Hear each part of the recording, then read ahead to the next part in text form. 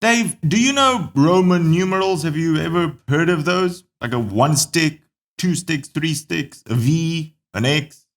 No?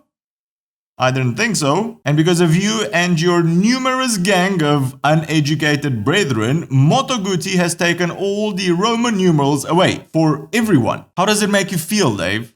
How do you feel about it? Welcome back to Long Way Home, everyone. The place where getting your motorcycle news is easier than having Christmas with your family, but not by much. The Italians at Moto Guzzi decided to upgrade their Retro Café Racer, the V7, just in time for 2021, and they have been quite thorough about it since the changes are quite significant. If you aren't familiar with their Retro V7 line, don't worry about it. It's a Retro Café Racer inspired bike and it looks brilliant because it's made by Italians. Stick around while we see what Moto Guzzi wants to surprise us with in 2021.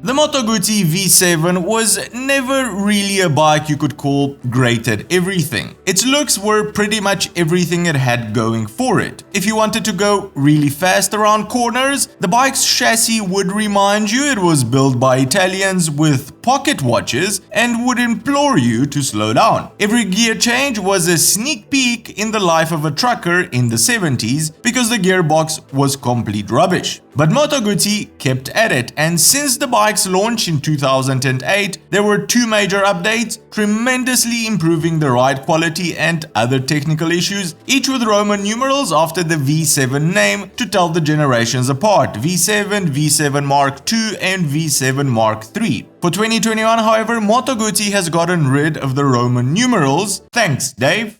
Thanks a lot. So, no Mark IV, slimmed down the V7 lineup to just 2 models and made quite important updates, the biggest one being a new engine. The old 744cc engine, which has been powering the V7s for the last 12 years, has been swapped out with a brand new, larger 850cc 90-degree V-twin. If you're familiar with the V85 TT's engine on Moto Guzzi's adventure bike, this is exactly that, with a few tweaks, so expect it to behave pretty much the same. This also means the V7 is now more powerful for 2021. You get 13 more horses for a total of 65. That's a 25% improvement in horsepower and 13 more units of fun, or Newton meters as they're also called sometimes, bringing torque figures to 73 Newton meters or 54 pound-feet. The good news is that most of the torque is available as low as 3000 RPM, so feel free to go and tear up those parking lots. The frame of the V7 has also been updated with additional steel elements in the headstock area. I have no idea what this means, but I'm sure it's important because they put it in bold in the press release. Probably better than the old one, let's be serious. The Retro Kayaba rear shocks have also been beefed up, have a longer travel, and in their effort to make everything larger on the new V7, Moto Guzzi has also made the rear wheel wider and made the shaft drive larger, probably in an effort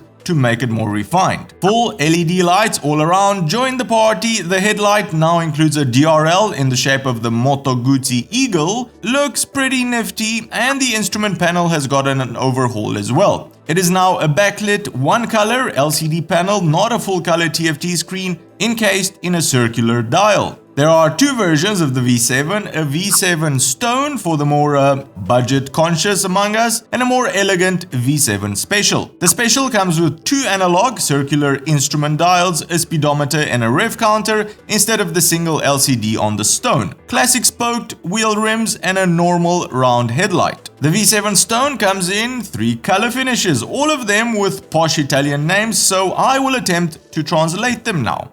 The Nero Ruvido translates exactly to Batman Black. The Azzurro Ghiaccio again translates to blue. We don't have a photo of it because Italian press releases, but Dave has tried to approximate what it would look like. And lastly, an Arancione Rame, or orange red. The changes to the 2021 V7 are quite substantial, from the larger, more powerful engine to the more refined shaft drive and frame. This is a great bike if you prefer old school retro motorcycles with character, even if they are not the best in class in any specific department. At the end of the day, they will still put a large smile on your face. No pricing announced yet, but considering the outgoing model retails for around $8,500 and I really don't see any reason for it to change. What are your thoughts on Moto Guzzi's latest update? Would you find it a cozy place in your garage, maybe next to your other bikes? Jump down to the comments below and let us all know.